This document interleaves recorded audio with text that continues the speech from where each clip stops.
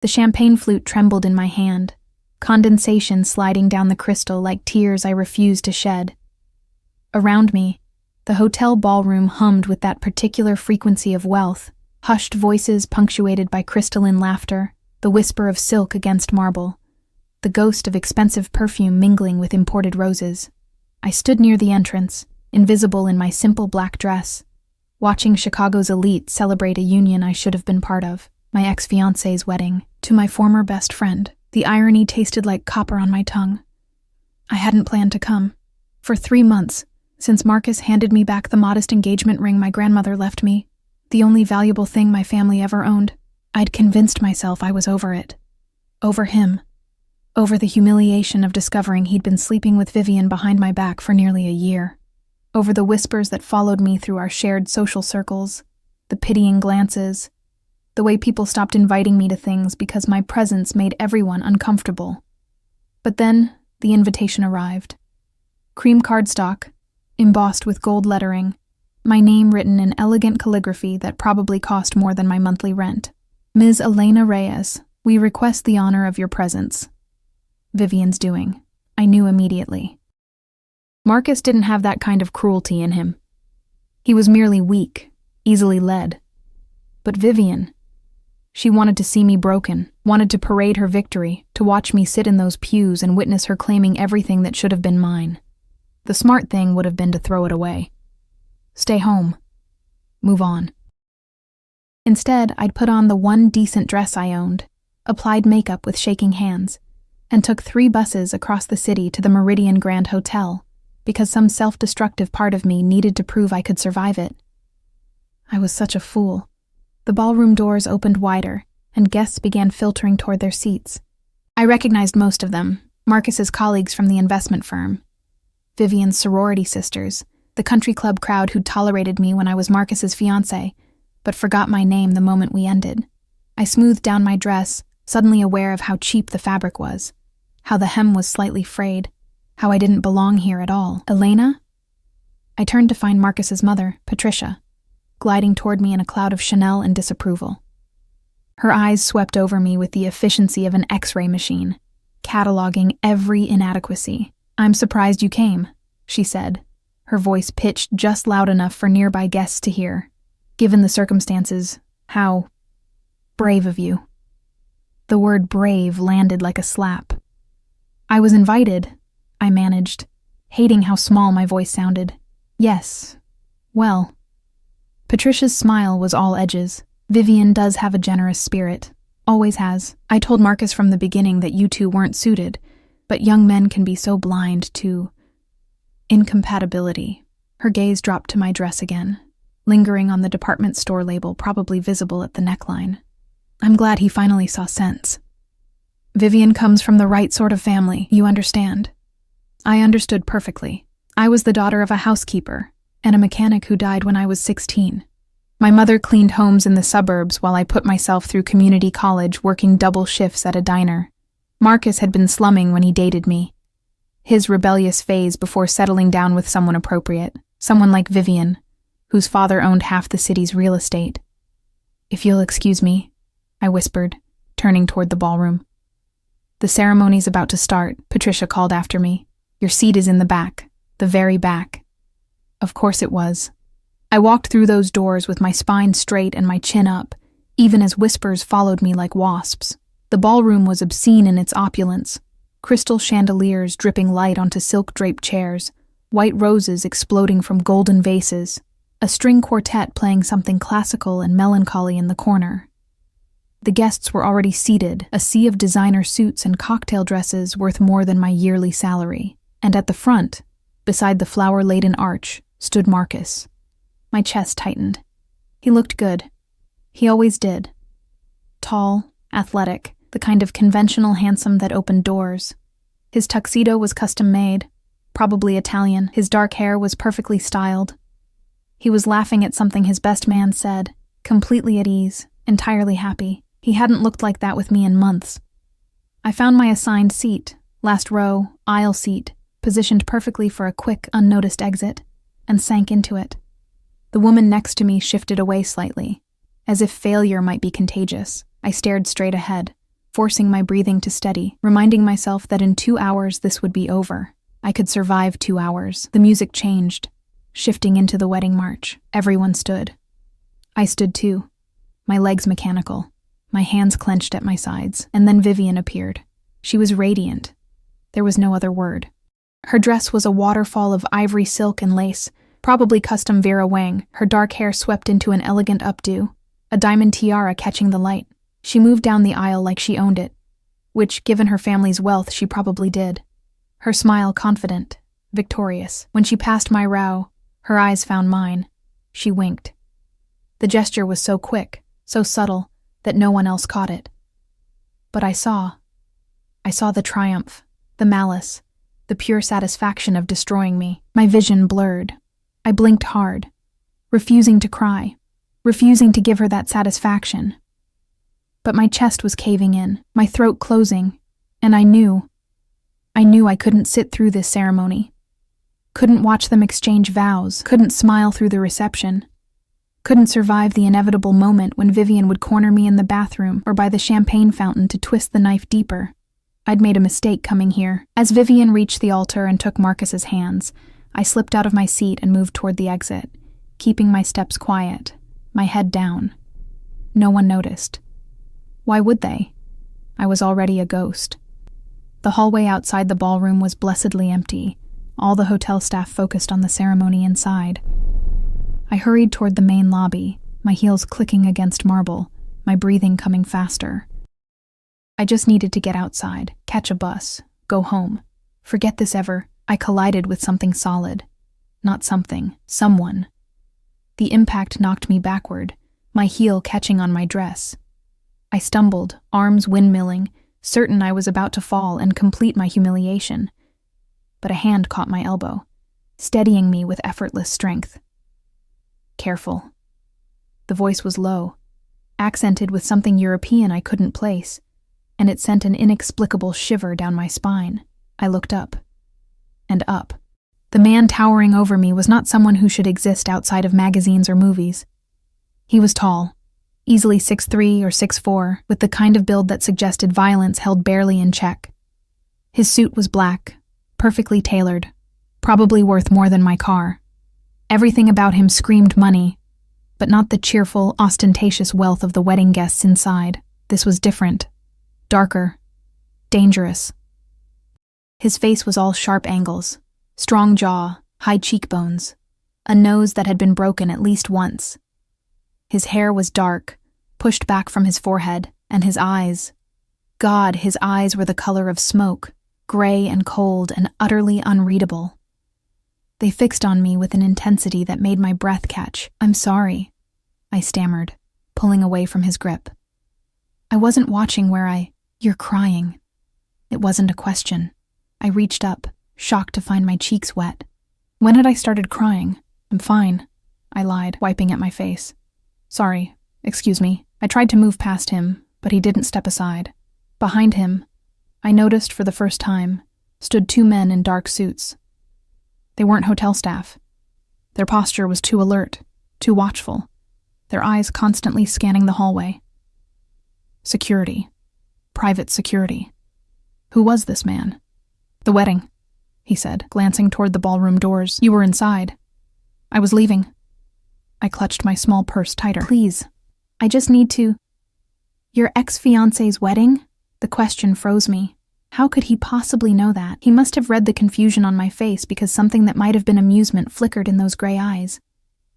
"You have the look of someone attending their own funeral, and you're leaving before the vows." His gaze traveled over me, clinical, assessing. The rejected bride. Heat flooded my cheeks. "I don't know who you are, but Dante." He extended his hand.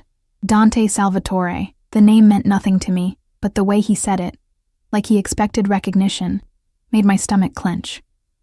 I didn't take his hand. "I really need to go," I said. "To where? Home?" He tilted his head slightly. "Or are you going to stand outside in the cold, wait for your bus, and spend the next year remembering this as the moment they broke you completely?" The words hit like bullets, because he was right. That's exactly what would happen. "What do you want?" I asked, my voice cracking. Dante Salvatore smiled then. a slow, predatory curve of his mouth that did nothing to warm those cold eyes. "I want to offer you an alternative," he said. "How would you like to go back into that wedding as someone else entirely? Someone they can't touch, can't humiliate, can't destroy." I stared at him. "What are you talking about?" "I'm talking about revenge, Elena." He said my name like he'd known it all along. "The kind that will haunt them forever. Are you interested?" Every instinct screamed at me to run. This man was danger incarnate. I could feel it radiating from him like heat from flames. Whatever he was offering, it couldn't be real, couldn't be safe. But God help me. I wanted it. "How?" I whispered. His smile widened, and I felt the world tilt beneath my feet. "Marry me." The logical part of my brain, the part that had gotten me through community college while working full-time, the part that balanced my mother's medical bills and grocery money, the part that survived Marcus's betrayal, was screaming at me to walk away. Marry a complete stranger, a man whose name I didn't even recognize, whose eyes held secrets dark enough to drown in, whose mere presence made the air feel thinner. Insanity. But the other part of me, the part that had been humiliated, discarded, made invisible, that part whispered, "Why not?" "You're insane," I said. But my voice lacked conviction. Dante's expression didn't change, perhaps. "But you're still standing here, which means you're considering it. I don't even know you. You could be a—" I gestured helplessly at him, at the two silent men flanking him like sentries. "A criminal, a psychopath, all distinct possibilities," he agreed, maddeningly calm. "But right now, in this moment, I'm the only person offering you a way out of your humiliation. So the question isn't who I am, Elena. The question is, how much more can you endure?" I hated that he was right, hated the tears still wet on my cheeks, hated the trembling in my hands, hated that Vivian's wink had shattered what little composure I'd managed to construct. "Why?" I demanded. "Why would you do this? You don't know me. What could you possibly gain from—" "Does it matter?" He cut me off, checking his watch, a sleek piece of machinery that probably cost more than my car. "You have approximately 4 minutes before the ceremony ends and those guests flood this lobby. 4 minutes to decide whether you walk out of here as the pathetic ex-girlfriend they all pity or as someone they'll never forget." The word pathetic stung because it was exactly how I felt. "This is crazy," I whispered. But my feet weren't moving toward the exit. Dante stepped closer, and I caught his scent, something expensive and masculine. Leather and cedar and smoke. "I have a car waiting outside. A penthouse apartment with a view of the lake. A closet full of designer clothes that will fit you perfectly." His voice dropped lower, intimate, dangerous. "And a jeweler who can have a ring on your finger in less than an hour. All you have to do is say yes." "But why?"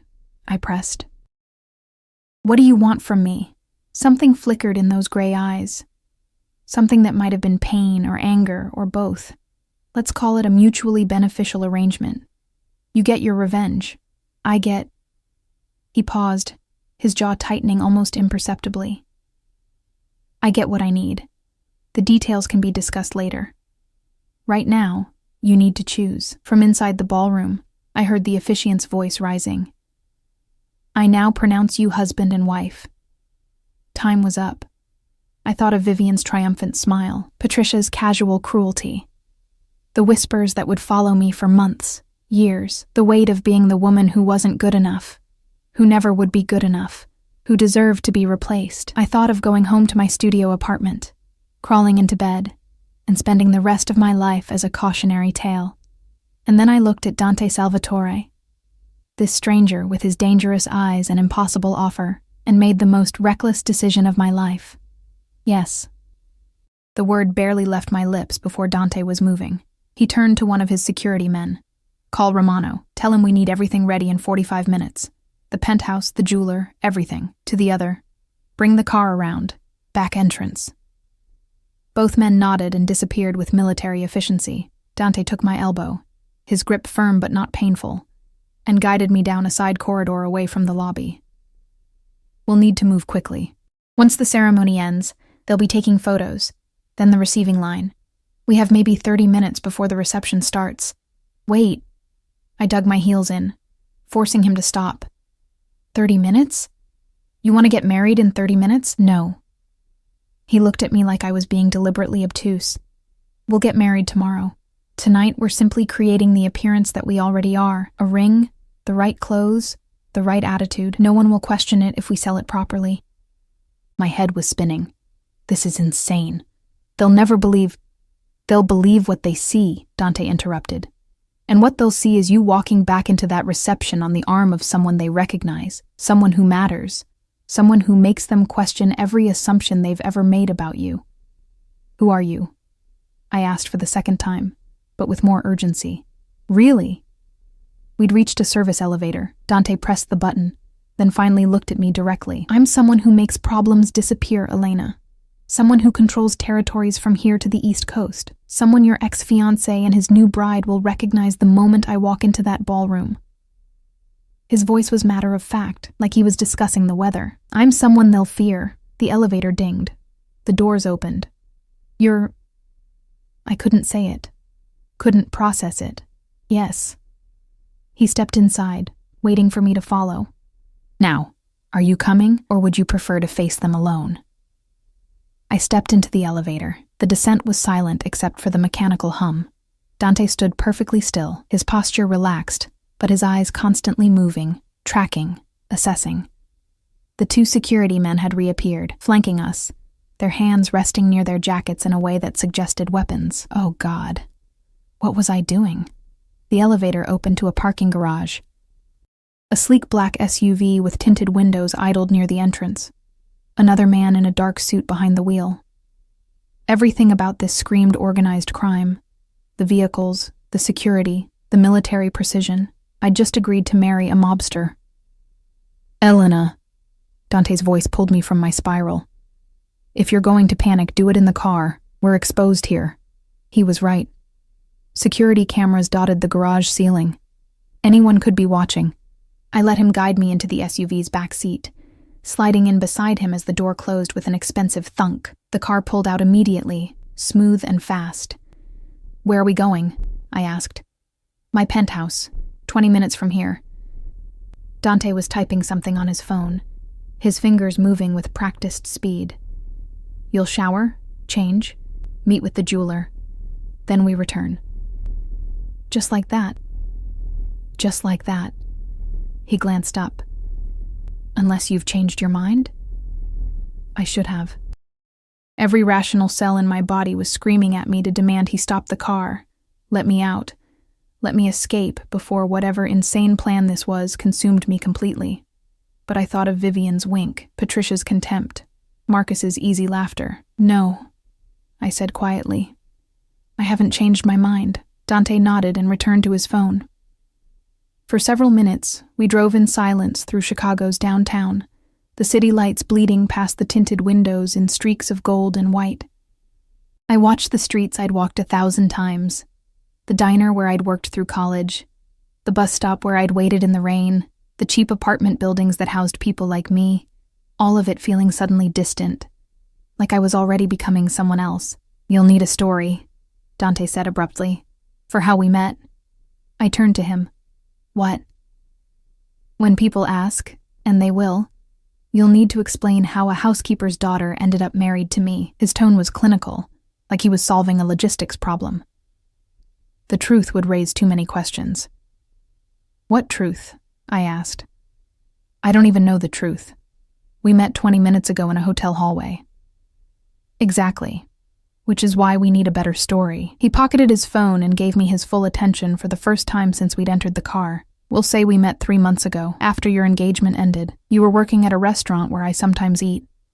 I noticed you, asked you out. Things progressed quickly. We married last week in a private ceremony. We've kept it quiet because of my business concerns. What restaurant? I asked, my mind struggling to keep up. Bella Nata, on the north side. I own it. Of course he did. And people will believe this? I asked. That you married someone like me? Something dangerous flashed in his eyes. Someone like you. You know what I mean. I'm not... I gestured at the luxury car, at him. I'm not from your world. People will know that immediately. Good. Dante's voice was sharp. Let them see the contrast. Let them wonder. Let them question everything they thought they knew about you. He leaned closer, and I caught that scent again. Leather, cedar, smoke. You're not going back to that reception as my equal, Elena. You're going back as my wife, and in my world. That makes you untouchable. The word sent a shiver through me. Untouchable. How long had I been the opposite? How many times had Marcus touched me carelessly, without thought? How many times had Vivian's casual cruelties landed because I had no protection, no shield, no power? What happens after tonight? I asked quietly. After the revenge? After we've humiliated them the way they humiliated me? Dante was quiet for a long moment. The car turned onto Lakeshore Drive, the black water of Michigan stretching endlessly to our right. We'll discuss terms, he said finally. How long this arrangement lasts, what we both need from it. But that's for tomorrow, after we make this legal. Tonight is about the performance. The performance, I echoed. Yes. He studied me, his gray eyes cataloging every detail of my face like he was memorizing it. You'll need to look at me like you love me.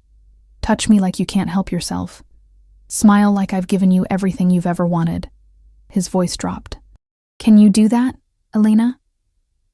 I thought about all the times I'd smiled through double shifts at the diner when my feet were bleeding. All the times I'd pretended Marcus's casual dismissals didn't hurt. All the times I'd acted like I belonged in rooms where everyone knew I didn't. Yes, I said, I can do that. Good. He returned his attention to the window. We're here. The SUV pulled into an underground garage beneath a gleaming high-rise. The building was all glass and steel, the kind of place I'd walked past 100 times without imagining I'd ever enter. We took a private elevator, one that required a keycard, up to the top floor. The penthouse was exactly what I'd expected, and somehow more. Floor-to-ceiling windows overlooking the lake. Minimalist furniture in blacks and grays. Art on the walls that was probably worth more than my mother's house. Everything cold, expensive, perfect. This way. Dante led me down a hallway to a master bedroom suite larger than my entire apartment. He opened the walk-in closet, and I actually gasped. Rows of dresses, shelves of shoes, drawers of jewelry, all in my size. How? I started. I had someone acquire a few things, he said dismissively. Choose whatever you want for tonight, something that makes a statement. The shower's through there. He pointed to an ensuite bathroom done entirely in marble and gold fixtures. You have 20 minutes. He left before I could respond, the door closing behind him with a quiet click. I stood alone in that obscene luxury, surrounded by clothes worth more than I'd earned in my entire life, and finally let myself feel the full weight of what I'd just agreed to. I was going to marry a stranger, a criminal, a man whose eyes held violence like some men held pocket change.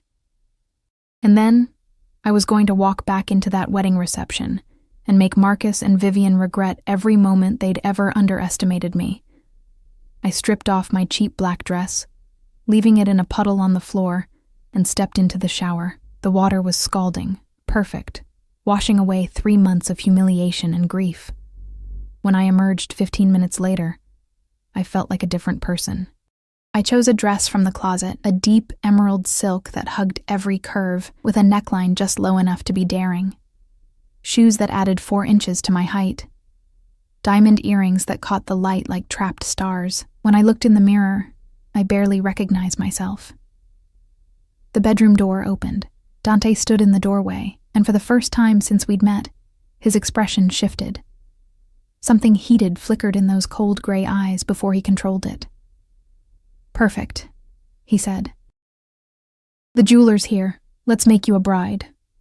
The jeweler was a small, nervous man named Vincent, who set up his velvet cases on Dante's dining table like he was handling religious artifacts. His hands trembled slightly as he opened each box, revealing rings that sparkled under the chandelier light with an intensity that made my breath catch. Mr. Salvatore, Vincent said, his voice deferential, almost fearful. I brought the pieces you requested, the finest we have. Dante stood behind me, close enough that I could feel the heat radiating from him. His hand rested on the small of my back, a possessive gesture that should have made me uncomfortable, but instead sent strange shivers up my spine. "Show her the Cartier," he said. Vincent's hands moved to a burgundy box, opening it to reveal a platinum band encrusted with diamonds that formed an intricate pattern around a center stone so large it seemed obscene. The price tag, had there been one, would probably have funded my mother's retirement. "It's too much," I whispered. "It's perfect." Dante's voice was close to my ear. "Give me your hand." I extended my left hand, watching as if from outside my body as Dante took it in his. His fingers were warm, calloused in ways that suggested violence, and they held mine with surprising gentleness. He slid the ring onto my finger slowly, deliberately, his gray eyes never leaving my face. It fit perfectly. "How did you—" I started. "I'm very good at measuring things," he said, and something in his tone made heat flood my cheeks. He turned to Vincent. "We'll take it. And the matching band." "Of course, Mr. Salvatore. Shall I—" "Leave them. Send the bill to Romano." Dante's dismissal was absolute. Vincent packed his cases with shaking hands and practically ran for the door, one of the security men escorting him out. I stared at the ring on my finger, at the way it caught the light, at how foreign and yet somehow right it looked against my skin. "It's borrowed," I said softly. "All of this. The dress, the ring, this life. None of it's real. Does it matter?" Dante moved to stand in front of me, tilting my chin up with one finger until I met his eyes. "By the time we walk back into that reception, it will be real enough. They'll believe it because they'll want to believe it. Because the alternative, that someone like me would choose someone like you, will haunt them forever." "Someone like me," I repeated, the phrase stinging even from his mouth. His jaw tightened. "I meant that as a compliment. You have something they lack, Elena. Something authentic beneath all their polish and privilege. It's why Marcus was drawn to you in the first place, even if he was too weak to keep you." The unexpected defense caught me off guard. Before I could respond, Dante stepped back, checking his watch again. A gesture I was beginning to realize was a tell, a sign he was calculating, planning, always 3 moves ahead. "We need to go," he said. "The reception will be in full swing by now. We'll make an entrance, stay exactly 45 minutes, and leave. Long enough to be seen, short enough to maintain mystery." "What do I do?" I asked, hating how uncertain I sounded. "You stay close to me. You let me handle anyone who asks questions. And you remember—" His eyes locked onto mine with an intensity that made my pulse race. "You're mine now, at least for tonight. Act like it." The possessiveness in his voice should have terrified me. Instead, it felt like armor.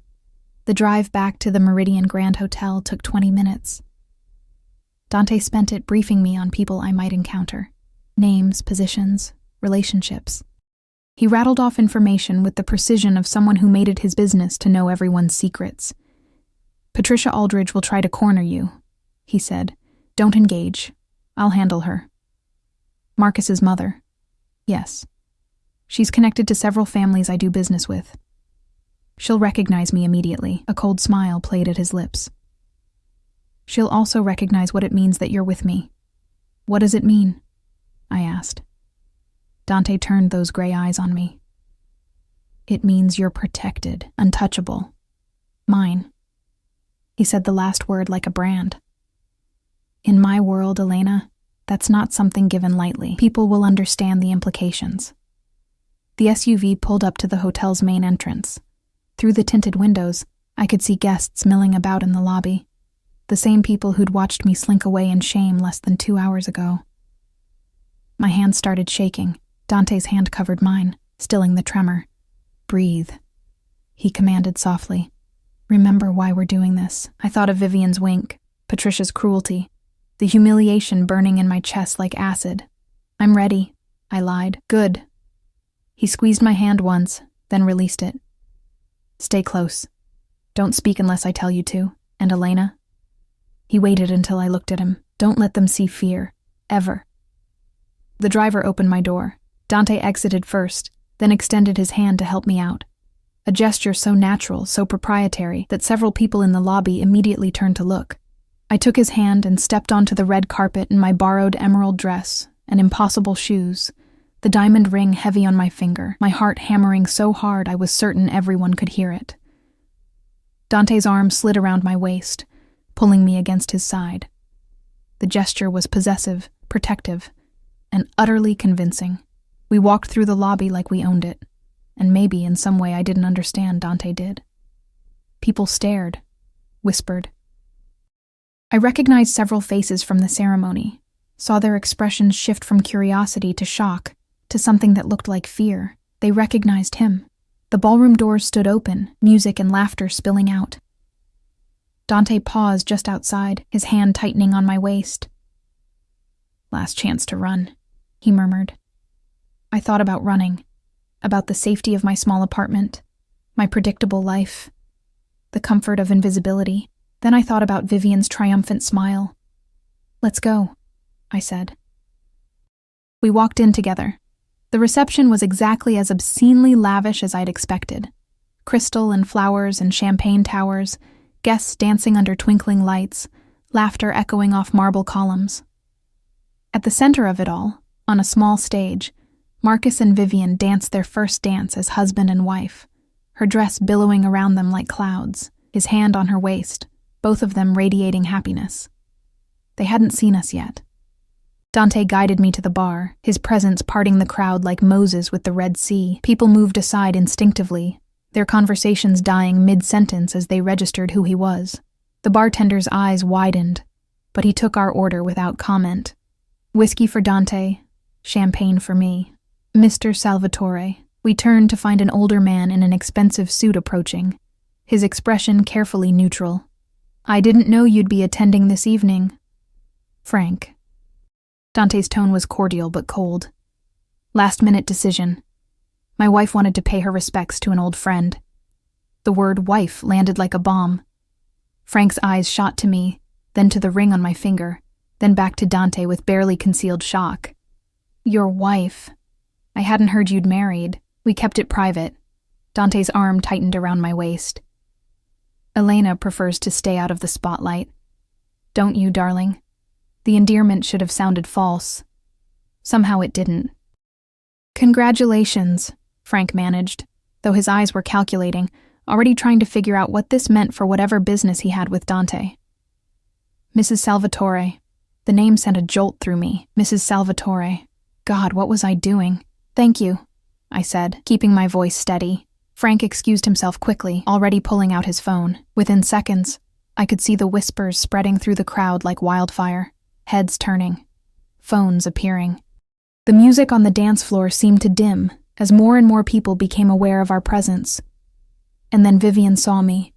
I watched her freeze mid-spin in Marcus's arms, her eyes going wide as they locked onto mine. Then they traveled to Dante, to his arm around my waist, to the massive diamond on my finger, and something that might have been panic flickered across her perfect features. She knew who he was. Marcus followed her gaze, and I had the satisfaction of watching the color drain from his face.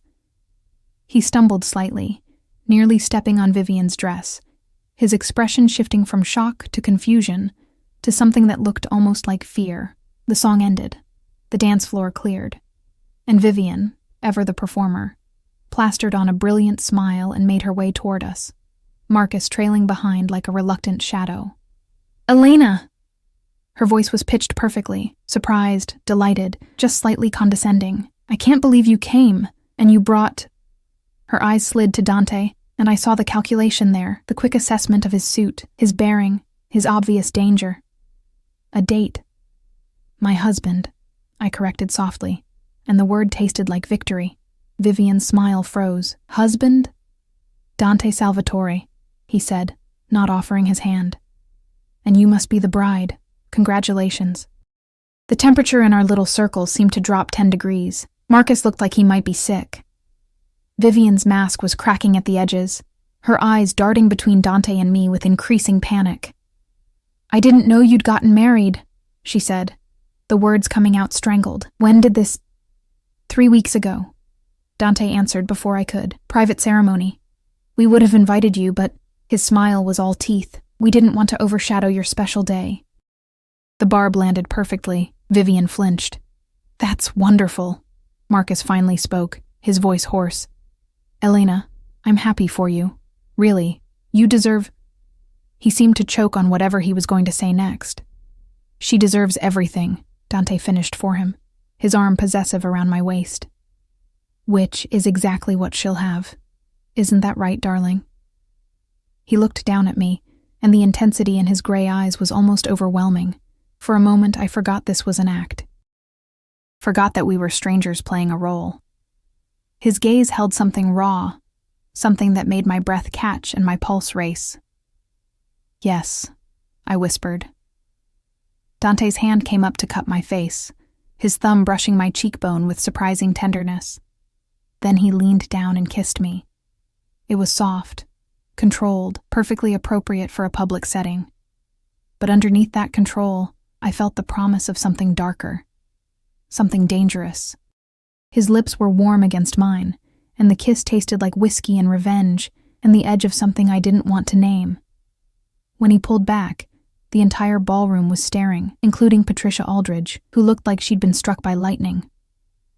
"Elena," she breathed, appearing at Vivian's side. "What is the meaning of this?" Dante turned to her with glacial politeness. "Mrs. Aldridge, how nice to see you again." "Again?" Patricia's voice was faint. "We've met at several charity functions.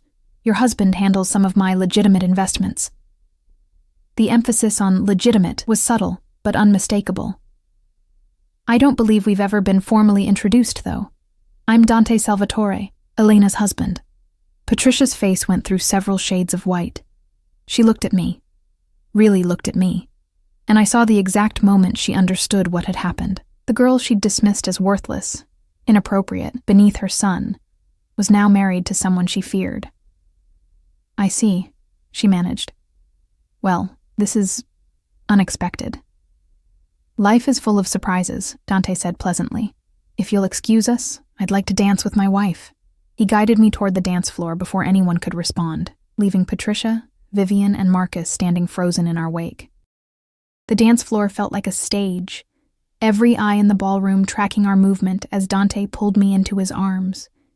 His hand settled on my waist with possessive certainty, while the other captured mine, his grip firm and warm. The orchestra had shifted to something slow and intimate, probably meant for the newlyweds. But Dante had claimed it like he claimed everything else, without asking, without apology. "You're trembling," he murmured, his lips close to my ear. "Everyone's staring," I whispered back. "Good. Let them stare." He pulled me closer, eliminating the polite distance between our bodies. Let them see exactly what they lost.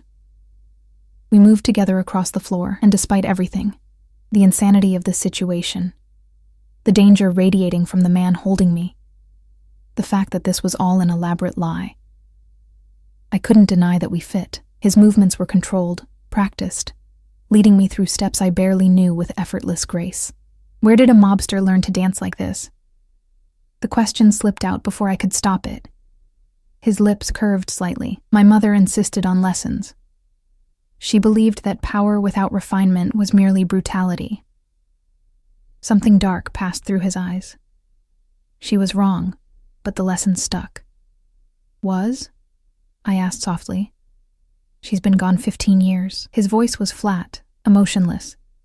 Killed by someone who thought I'd be easier to control without her influence. The casual way he said it, like discussing the weather, sent ice through my veins. "I'm sorry." "Don't be." I made sure they regretted that assumption. He spun me suddenly, my dress flaring, then pulled me back against his chest. "Just as Marcus and his bride will regret what they've done to you." Over Dante's shoulder, I could see Vivian and Marcus at their head table, surrounded by bridesmaids and groomsmen. They weren't celebrating anymore. Vivian kept glancing in our direction, her smile brittle, while Marcus looked like he wanted to disappear into the floor. Patricia stood near them, her phone pressed to her ear, her expression thunderous. She was making calls, trying to find out who Dante really was, what his presence here meant. "She's scared," I observed. "She should be." Dante's hand tightened on my waist. Patricia Aldridge has spent years building connections with families like mine, playing both sides, thinking her society status protects her. Seeing you with me shatters her entire worldview. Because I'm not good enough? The old wound throbbed. Because you are. His gray eyes caught mine, and the intensity there stole my breath. You survived poverty, loss, betrayal, and still came to this wedding with your head high. That takes more strength than any of these people will ever possess. He leaned closer, his voice dropping to something almost dangerous. Patricia dismissed you as weak. Now she's realizing you're the one person in this room she should have feared. The music swelled around us. Other couples had joined the dance floor, but they kept a careful distance, as if afraid to come too close to Dante's orbit. I caught glimpses of familiar faces. Marcus's colleagues from the investment firm, Vivian's sorority sisters, all the people who'd whispered about me, pitied me, forgotten me. Now they couldn't look away. How long do we have to stay? I asked. Another 20 minutes. Dante guided me through a turn, long enough to make the impression permanent. Then we leave, and tomorrow we make this official. Tomorrow. The reality of what I'd agreed to came crashing back. About that, not here. His tone brooked no argument. We'll discuss terms at my penthouse tonight after we're done with this performance. But Elena... He waited until I met his eyes. Whatever arrangement we come to, whatever this becomes, you need to understand something. When I commit to something, I don't do it halfway. If you're going to be my wife, even temporarily, you'll be protected like my wife, treated like my wife, and anyone who tries to hurt you will answer to me. Is that clear? The promise should have terrified me. Instead, something warm and dangerous unfurled in my chest. Yes, I whispered. The song ended. Dante released me slowly, his fingers trailing along my waist in a gesture that felt far too intimate for strangers. Before I could process it, Vivian appeared at his elbow, her smile bright and false. I'm sorry to interrupt, she said, though her tone suggested she wasn't sorry at all. But I was hoping to steal Elena for a moment. Girl talk, you understand. Every instinct screamed at me to refuse. But Dante's hand squeezed mine once, a warning or encouragement, I couldn't tell, before he stepped back. Of course, he said smoothly. I'll get us drinks. Elena? Champagne? I nodded, not trusting my voice. Vivian looped her arm through mine with false intimacy, steering me toward a quiet corner near the windows overlooking the city. Her nails dug into my skin just hard enough to hurt. What the hell are you doing? She hissed the moment we were out of earshot. I pulled my arm free. I don't know what you mean. Don't play stupid, Elena. Dante Salvatore? Really? Her eyes were wild now, the perfect bride mask completely gone. Do you have any idea who he is? What he does? My husband, I said simply, holding up my ring hand. Vivian's face contorted. You can't be serious. You married him? When? This is some kind of sick joke to ruin my wedding, isn't it? Not everything is about you, Vivian. The words came out sharper than I intended. Though I understand why you'd think that, given how much effort you put into ruining my life. I didn't ruin anything, she snapped. Marcus and I fell in love. You were just too blind to see that you never really had him. The cruelty was breathtaking. You were my best friend. I was your charity case, Vivian shot back. Do you know how exhausting it was, pretending to care about your little problems? Your student loans, your sick mother, your pathetic attempts to fit in with Marcus's friends? She laughed, the sound brittle. I did you a favor, Elena. Marcus would have gotten bored and left you eventually. At least this way, you gotta keep some dignity. Dignity? I repeated, my voice shaking. You invited me to your wedding to humiliate me. You winked at me walking down the aisle like this was all some game you'd won. Because I did win. Vivian's composure shattered completely. I got Marcus. I got the life we both wanted. I got everything you dreamed about while you were scrubbing tables at that disgusting diner. And now you show up here with some criminal, thinking you can make me jealous, thinking anyone here believes that someone like Dante Salvatore would actually want someone like you? The words hit like physical blows. because she was voicing every doubt screaming in my head, every fear that this was too good to be true, that Dante's interest, whatever it was, couldn't possibly be real, that I was still the same worthless girl they'd all dismissed. Careful. Dante's voice cut through the air like a blade. I hadn't heard him approach, but suddenly he was there, pressing a champagne flute into my hand, while his other arm circled my waist. The casual gesture was a clear warning. Vivian paled. "Mr. Salvatore, I didn't mean—" "Yes, you did." His voice was pleasant, conversational, and absolutely terrifying. "You meant every word, which is why I think it's important to clarify something." He pulled me tighter against his side. "Elena is my wife. That means an insult to her is an insult to me, and I have very particular ways of handling insults. We were friends. I was only—" Vivian stumbled over her words. "You were cruel to someone I care about." Dante's smile never reached his eyes. "I'd suggest you spend the rest of your wedding celebration being very grateful that I'm in a generous mood tonight.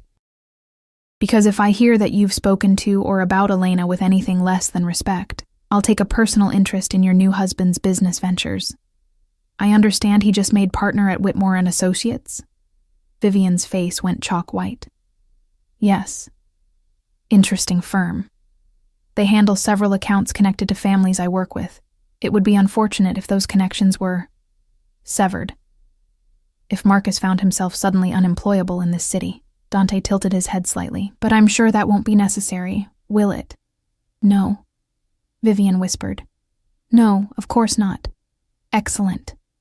Dante's smile widened. "Congratulations on your marriage. I hope you both find exactly what you deserve." The threat embedded in those words was unmistakable. Vivian fled back toward Marcus without another word, her designer dress trailing behind her like a funeral shroud. I stared up at Dante, my hands shaking around the champagne flute. "You didn't have to." "Yes, I did." His expression softened slightly.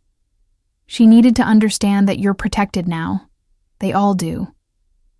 He glanced around the ballroom, at the whispers and stares still following us. "We've made our point. Let's go." "Already?" "You've had enough." It wasn't a question. Dante could apparently read me better in one evening than Marcus had in 2 years. "Come." He guided me through the ballroom, his hand never leaving my waist. People parted for us like water around a ship's bow. I caught a glimpse of Patricia near the exit, her face twisted with fury and fear. Marcus and Vivian at their table looking shell-shocked, the bridesmaids and groomsmen whispering frantically amongst themselves. We'd destroyed their perfect wedding night. The realization should have made me feel guilty. Instead, I felt powerful. The SUV was waiting at the entrance, engine running. Dante helped me inside with the same proprietary care he'd shown all evening, then slid in beside me. The door closed, sealing us in leather-scented darkness. "Your place or mine?" he asked, a hint of dark humor in his voice. "Yours," I said without thinking. "My apartment is not appropriate for this conversation." This conversation being the one where we discussed the terms of our arrangement. "Yes." Dante pulled out his phone, typed something quickly, then pocketed it. "Then we'll talk at the penthouse. There's food waiting, wine if you need it, and privacy. By tomorrow afternoon we'll be married legally. But tonight, we negotiate what that actually means." The car pulled away from the hotel, from Marcus and Vivian's shattered celebration, from the life I'd left behind. Chicago streaked past the windows, buildings and lights, and the dark promise of Lake Michigan in the distance. "Thank you," I said quietly, "for what you said to Vivian, for defending me." Dante was quiet for a long moment. When he finally spoke, his voice was rougher than usual. "No one talks to you like that, not anymore. Not while you're mine. But I'm not really yours," I said. "This is just an arrangement, a performance." He turned to look at me then, and something in his expression made my breath catch. "Is it?" he asked softly. "Because from where I'm sitting, Elena, the performance felt remarkably real." I didn't have an answer for that. We drove in silence through the city, the weight of everything that had happened, and everything about to happen, settling over us like fog. Tomorrow, I would legally marry a stranger, a criminal, a man whose world was built on violence and shadows and secrets I couldn't begin to understand. Tomorrow, Elena Reyes would cease to exist, and Elena Salvatore would be born. The penthouse was exactly as I'd left it. Cold, expensive, perfect. But now it felt different. Now it felt like a trap closing around me. Beautiful and inescapable. Dante led me to the living room where, true to his word, food waited on the coffee table. Elegant appetizers, wine, chocolate-covered strawberries that probably cost more than my weekly grocery budget. He poured us both wine, handed me a glass, then sat across from me in a leather chair that seemed designed to emphasize his size, his power, his control. "So," he said, swirling the wine in his glass, "let's talk about what you're actually agreeing to." My stomach clenched. "I'm listening." "Marriage contract, 1 year minimum. You'll live here, play the role of my wife in public, attend events at my side when required. In exchange, you'll have access to my accounts, security, and all the privileges that come with my name." He took a sip of wine, his eyes never leaving my face. "Your mother's medical bills will be paid. Her house will be cleared of debt. You'll never have to work another shift at that diner or worry about making rent." The offer was staggering, life-changing, terrifying.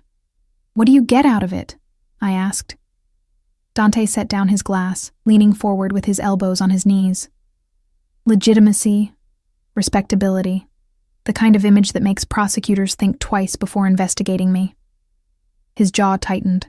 "And something more personal that I'm not ready to discuss yet. That's not fair." "No," he agreed, "but it's the truth. In time, if you stay, if this arrangement works, I'll tell you. But not tonight." I should have pushed, should have demanded answers. But looking at him, at the shadows in his eyes, the tension in his shoulders, the carefully controlled pain, I found myself nodding instead. 1 year, I repeated, minimum. If either of us wants out after that, we divorce quietly. You keep a generous settlement, I keep my reputation, we both move on. And if something happens before then? If you get arrested or killed or... I won't be. His confidence was absolute, but if the impossible occurs, you'll be provided for. Everything protected by prenuptial agreement. It was too much. Too fast. Too overwhelming. I need to think, I said. You have until morning. Dante stood, his tall frame towering over me. The guest bedroom is down the hall. Everything you need is there. We'll go to the courthouse at noon, sign papers, make it legal. And then, Elena, you'll be mine in every way that matters. The possessiveness in his voice sent shivers down my spine. Good night, I whispered. Good night, future Mrs. Salvatore. He said it like a promise, or a threat. I fled to the guest room, closed the door, and finally, let myself fall apart. I didn't sleep. How could I? Every time I closed my eyes, I saw Vivian's face draining of color, Marcus's shock, Patricia's fear. I heard Dante's voice promising violence in the same tone most people discussed the weather. I felt the weight of the ring on my finger, heavy as chains, beautiful as poison. At 6 a.m., I gave up pretending and wandered into the kitchen. Dawn was breaking over Lake Michigan, painting the water in shades of gold and blood. The penthouse was silent except for the hum of expensive appliances and the distant sound of the city waking below. I made coffee, finding everything I needed in cabinets that probably cost more than my car, and stood at the floor-to-ceiling windows, watching the sun climb higher. You're up early. I spun to find Dante in the doorway, wearing only black pajama pants that hung low on his hips. In the soft morning light, I could see what his suits had hidden. The tattoos covering his torso and arms, intricate patterns that looked like they told stories written in ink and violence. Scars crossed his ribs, his shoulder, his abdomen, each one a testament to a life I couldn't fathom. I couldn't sleep, I admitted, clutching my coffee mug like a lifeline. He moved into the kitchen with predatory grace, pouring his own coffee. Second thoughts? About 100 of them. I turned back to the window. This is insane, you know.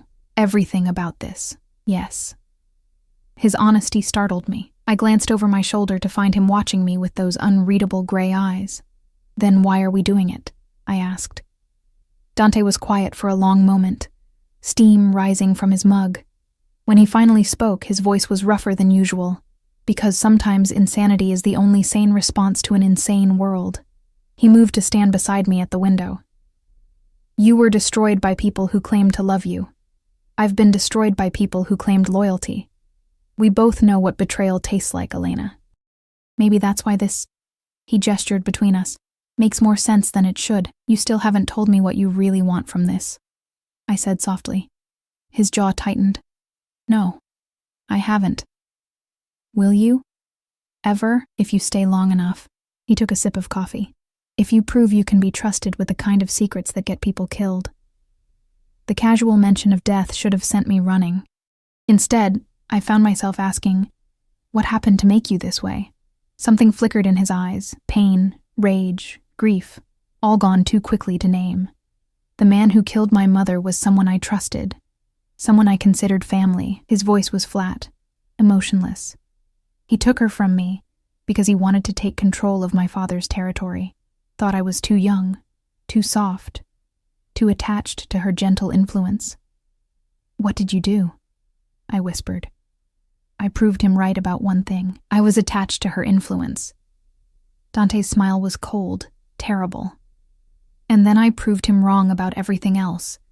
I took his territory, his money, his family, and his life. In that order. I made sure he understood exactly what his mistake cost before I ended him.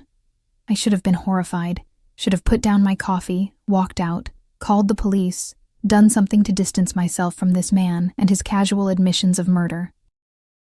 But all I could think was, he loved his mother that much. "I'm sorry," I said, "for your loss." Dante looked at me like I'd spoken a foreign language. Most people would be running by now. I'm not most people. I took a sip of coffee, considering. Besides, you've been honest with me. Brutally honest. That's more than Marcus ever was. Marcus is a coward. Dante's voice dripped contempt. He pretended to love you while betraying you with your best friend. He let his mother dictate his choices and convinced himself he was being practical. Men like that disgust me, but men like you, who kill people, they don't. I never pretend to be something I'm not. His gray eyes locked onto mine. I'm a criminal, Elena. I hurt people. I break laws. I operate in shadows most people pretend don't exist. But I don't lie about it. I don't make promises I won't keep. And I don't betray the people under my protection. Is that what I am now? Under your protection? Yes. The word was absolute. From the moment you agreed to this arrangement, you became mine to protect. That's not negotiable. The possessiveness should have frightened me. Instead, after months of being nobody's priority, being nobody's concern, it felt like coming home. "Okay," I said quietly. Dante's eyebrows rose. "Okay? I'll do it. The marriage, the arrangement, all of it." I set down my coffee mug with deliberate care. 1 year. We see if this works. And if it doesn't, we walk away clean. Elena. He turned to face me fully. "You understand what you're agreeing to? This isn't just playing dress-up at society events. You'll be married to someone the FBI watches, someone rival families want dead, someone whose business involves things you can never speak about. Your life will be in danger simply by association." "My life was already small and meaningless," I said. "Maybe danger is an improvement." Something shifted in his expression. Surprise, respect, something that might have been desire. "You're either very brave or very foolish."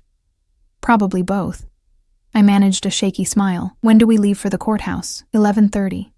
"That gives you time to shower, eat, prepare yourself." He reached out, his fingers brushing my cheek with unexpected gentleness. "Last chance to run, Elena." I thought about my studio apartment with its peeling paint and broken heater. About my mother's medical bills stacking up on my kitchen table. About Marcus and Vivian's faces last night. The shock and fear and sudden understanding that I wasn't who they thought I was. About the way Dante had defended me without hesitation, threatened violence on my behalf, looked at me like I mattered. "I'm not running," I said. His hand cupped my face fully now, his thumb tracing my cheekbone. Then understand this. Once we sign those papers, once you take my name, you're mine. Not just for show, not just for appearances. Mine. Can you handle that? Every rational part of my brain was screaming warnings, but the part that had survived poverty and loss and betrayal, the part that had walked into that wedding reception with my head high despite everything, that part whispered, "Yes, yes," I said aloud. Dante's eyes darkened. For a moment, I thought he might kiss me. Really kiss me, not the controlled performance from the reception. But instead, he released me and stepped back.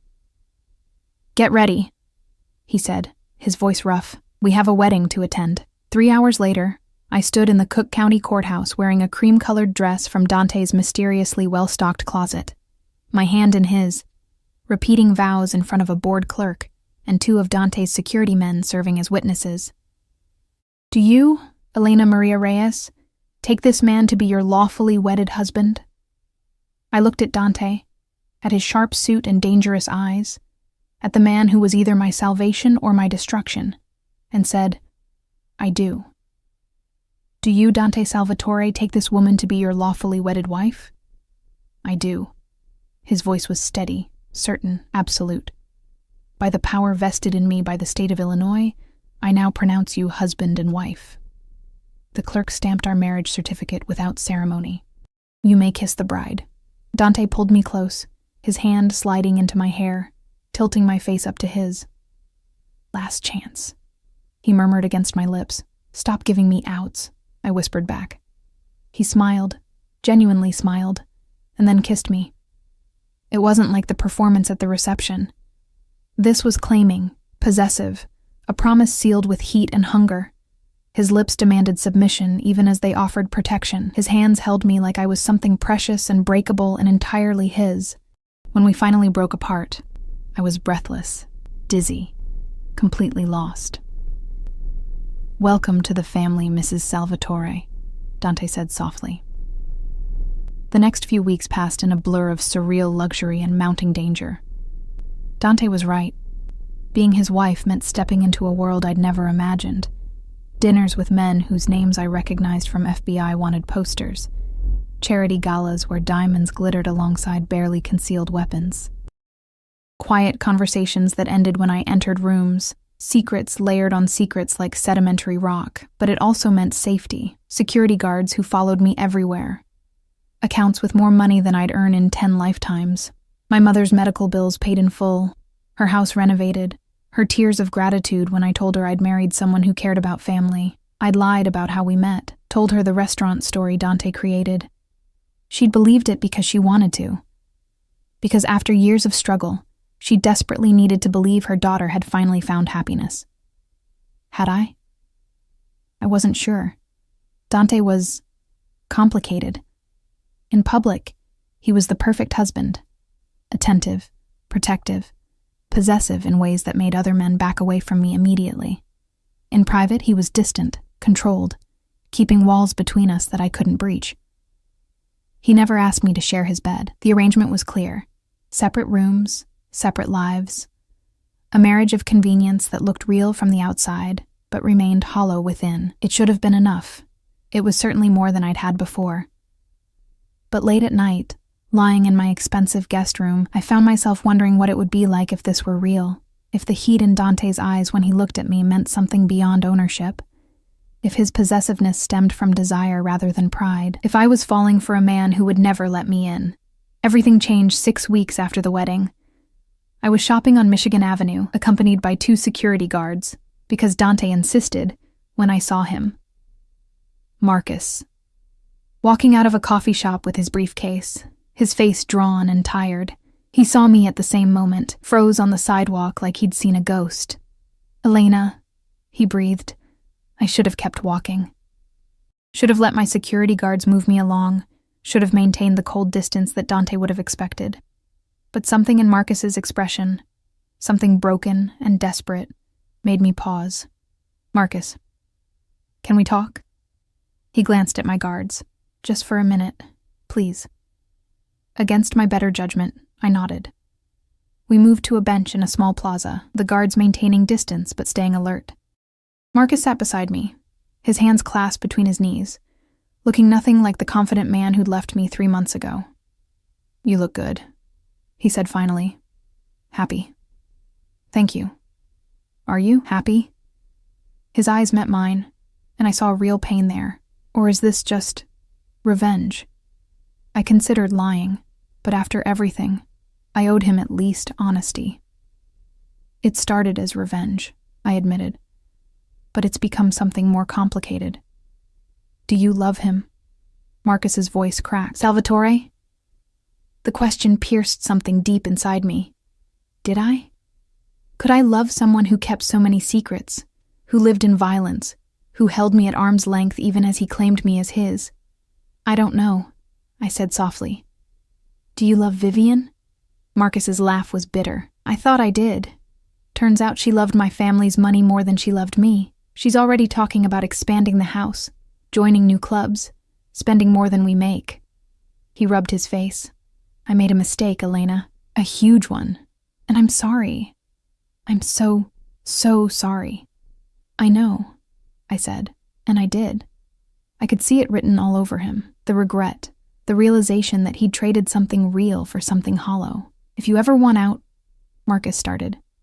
"I don't." The words came out before I'd fully thought them through, but once spoken, I knew they were true. Whatever this is with Dante, it's mine. I chose it. I'm choosing it. Marcus nodded slowly. "He'll hurt you eventually. Men like him always do." I stood, smoothing down my designer dress, one of dozens now hanging in my closet. "But at least he's honest about it. That's more than I can say for you." I walked away before he could respond, my guards falling into step beside me, but Marcus's question echoed in my head for the rest of the day. "Do you love him?" I found Dante in his study that evening, surrounded by paperwork and laptop screens, his face illuminated by the cold glow of monitors. He looked up when I entered, his expression shifting from concentration to concern. "What's wrong?" he asked immediately. "I saw Marcus today." Dante's entire body went still.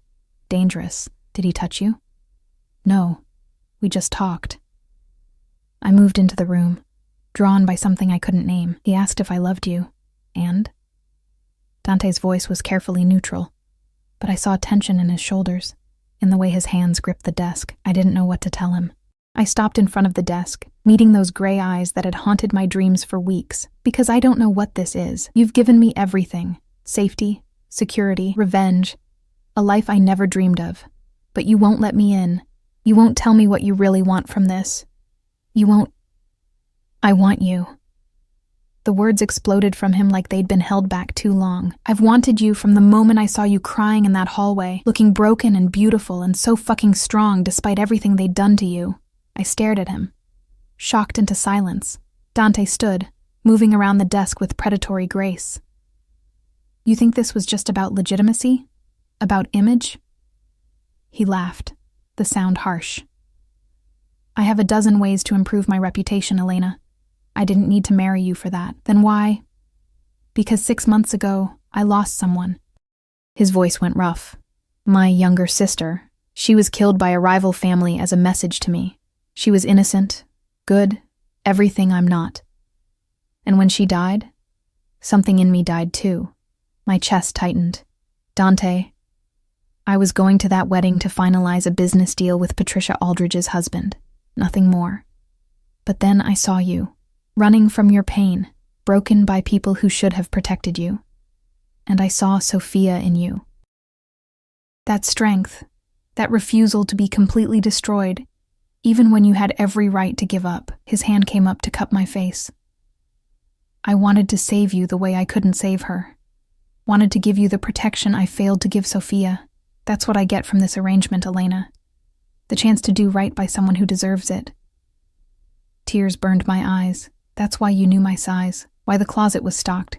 You had someone research me. The moment I saw you, I had Romano find out everything, who you were, what you'd lost, what you needed."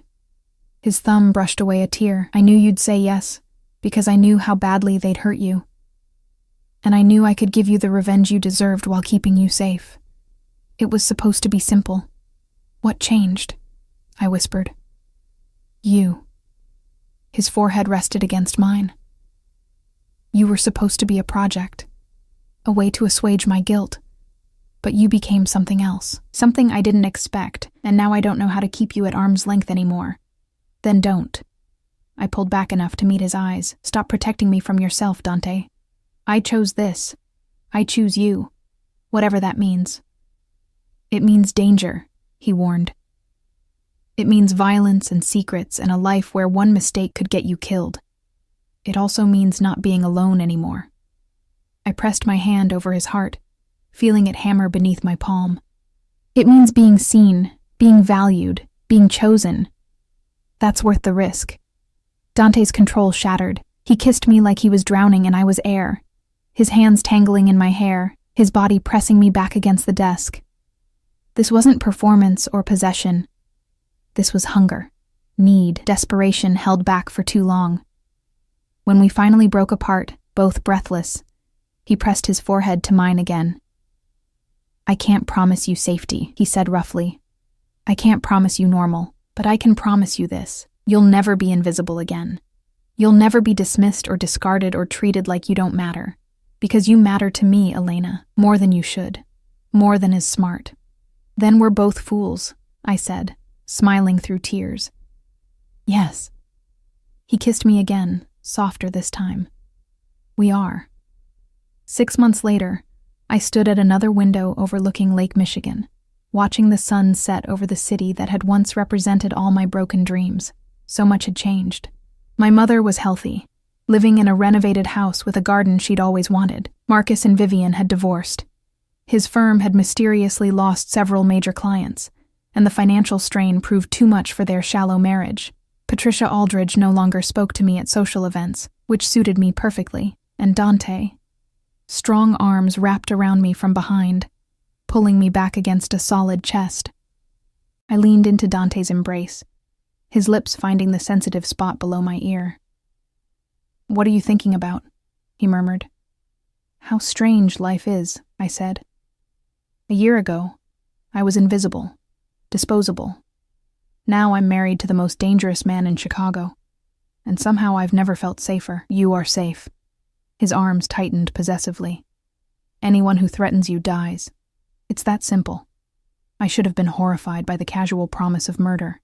Instead, I turned in his arms, wrapping mine around his neck. I love you, I said. Simple, true, terrifying. Dante's expression softened in ways he only allowed when we were alone. I know. I've known for months. I was just waiting for you to figure it out. Arrogant, I accused, but I was smiling. Accurate. He kissed me slowly, thoroughly. I love you too, Elena Salvatore. More than I thought I was capable of loving anyone. You saved me as much as I saved you. We saved each other, I corrected. Yes. His smile was genuine, warm, the expression I'd learned to treasure because he shared it so rarely. We did. Outside, the city glittered with lights, each one representing a life, a story, 1,000 possibilities. Somewhere out there, Marcus was learning to live with his regrets. Vivian was scrambling to maintain her status without his family's money. Patricia was coming to terms with the fact that the girl she'd dismissed now held more power than she'd ever imagined. And here, in this penthouse above it all, I stood in the arms of a man who chose me, protected me, loved me with the same intensity he brought to everything else in his violent, complicated life. The arrangement was supposed to last 1 year. Instead, it had become forever. No regrets? Dante asked softly, reading my thoughts as he often did. I thought about the woman who'd walked into that wedding 6 months ago, broken, invisible, desperate for anything to ease the pain. I thought about the man who'd offered her an impossible choice and made it possible. No regrets, I said firmly. This is exactly where I'm supposed to be. Dante kissed me again, and in that kiss was every promise he'd made and kept. Protection, possession, love wrapped in violence and sealed with truth.